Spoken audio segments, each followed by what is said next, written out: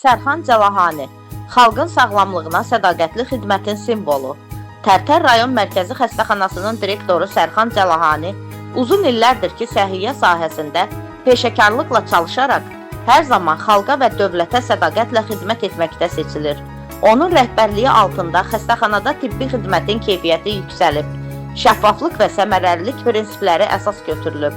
Vətəndaşların sağlamlığının qorunması, onların ehtiyaclarına operativ və həssas yanaşılması Sərxan Cəlahaninin fəaliyyətinin əsas istiqamətlərindəndir.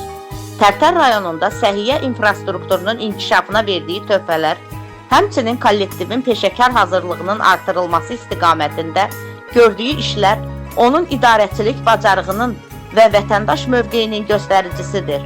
O daim Prezident İlham Əliyevin və birinci vitse-prezident Mehriban xanım Əliyevanın sosial siyasətinə dəstək olaraq vətəndaş məmnunluğunu əsas prioritet kimi müəyyən edir.